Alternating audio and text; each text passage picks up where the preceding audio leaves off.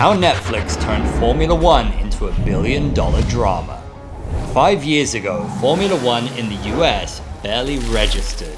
Its numbers were comparable to niche sports like bowling.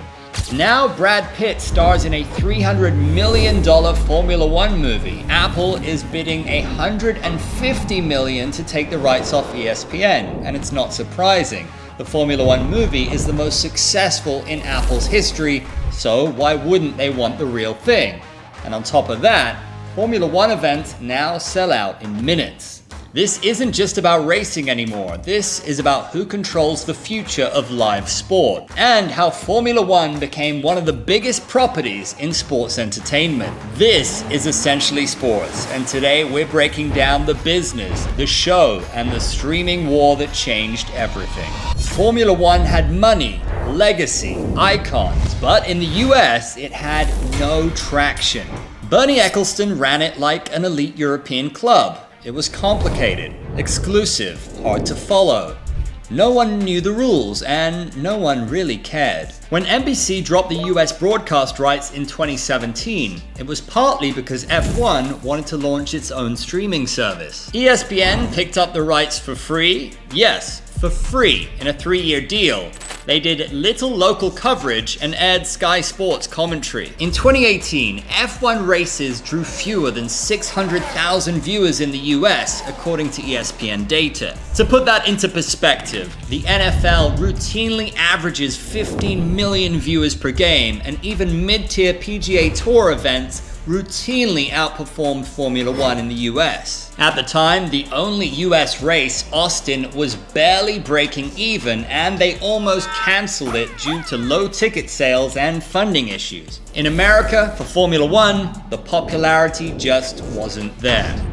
Again, as a comparison, in 2018, the NASCAR Cup Series averaged roughly 3.3 million viewers per race across Fox, NBC, NBCSN, and FS1. This was 6 times the viewing figures of Formula One. Needless to say, a change was needed. In 2017, Liberty Media had purchased Formula One for $8 billion. They weren't experts in motorsports. They were pros when it came to content. Their mindset, don't sell the sport, sell the story. Then came the game changer. Netflix didn't approach them for race rights. They pitched Drive to Survive, a docuseries about personalities, not podiums. Liberty gave them rare access, team radios, unfiltered interviews, and off-grid politics. The goal? Make every weekend feel like an episode of a prestige drama. They also launched F1 TV, their own subscription platform. The two worked in parallel. Netflix was able to build a global audience, and F1 TV was able to monetize superfans. Compared to NASCAR's linear broadcasts, Liberty were able to totally reimagine Formula One as a modern media product. They weren't building a fan base, they were building a franchise. When Drive to Survive debuted in 2019, it truly flipped the game on its head. We saw Christian Horner and Toto Wolff's mind games, Ricciardo's gut-wrenching team switch, Haas imploding on and off track, Gunther Steiner's swearing became meme gold. Suddenly, Formula One had viral moments. Max Verstappen skipped a season of the show because of what he deemed to be fake storylines. Some rivalries were enhanced, drama was prioritized, and it worked. And we've seen this before in other sports. Fans of mixed martial arts will remember well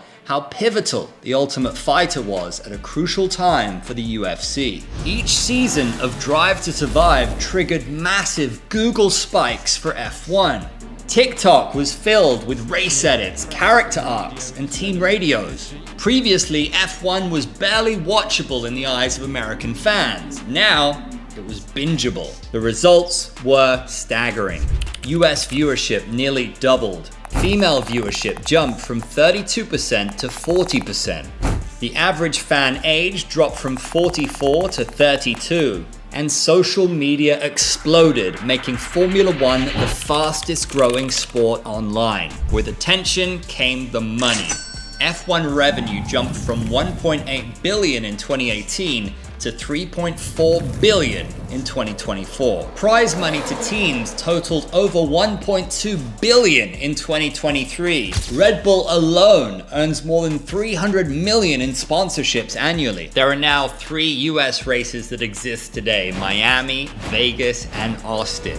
The Vegas GP alone cost more than $1 billion to build, and the opening ceremony featured the likes of Kylie Minogue, Steve Aoki, and will.i.am. Miami's race generated $449 million for the local economy. Hotels sell out months in advance, VIP passes go for 5 figures. Gucci and Puma became Formula One sponsors. Brands no longer cared if they sold tires, they just wanted to be a part of the lifestyle. Teams hired full content teams, social media producers, and digital strategists. Formula One was no longer just a sport, it was premium global entertainment, and everybody wanted a piece. The sport became a movement. In Mexico and Australia, race weekends felt like national holidays. Fans show up in cosplay, wave massive banners, and treat it like a football final. Young fans buy merch, track drama, and follow drivers' dating lives like celebrity gossip.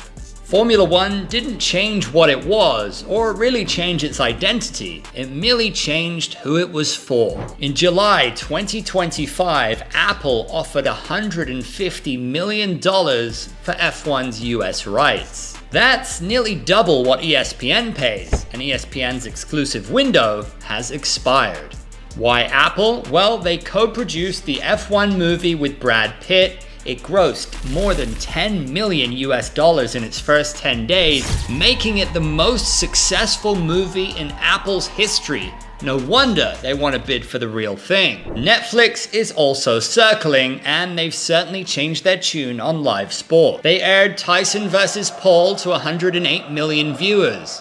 They streamed NFL Christmas games with a viewing average of 24 million. They bought WWE for 10 years, and they hired ESPN's Kate Jackson to run sports. Amazon is deep in the game too. They have Champions League in the UK, NFL in the US, and deep commerce links with Amazon Prime. 3 giants, 1 target. The fight for Formula One is about more than just streaming rights. It's about controlling the narrative. If Apple wins, expect iOS-controlled camera views, second-screen data overlays, and augmented reality pit lanes. If Netflix wins, expect expanded Drive to Survive style content, weekly team vlogs, docuseries, and pop culture tie-ins. And if it's Amazon, think e-commerce integration, click to buy merch mid-race, auto reminders for live races, new markets in Southeast Asia and Africa, major investment in F1 Academy and women's racing, as well as year-round engagement through gaming and creator campaigns.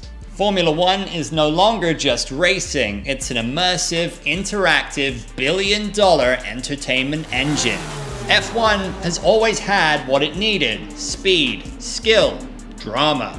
What it didn't have was reach. Netflix gave it access, Liberty Media gave it vision. Now Apple, Netflix, and Amazon are all battling to take the wheel. This is Essentially Sports, and that's how Formula One became the biggest drama on 4 wheels. Don't forget to like, share, and subscribe, and we'll see you at the next one.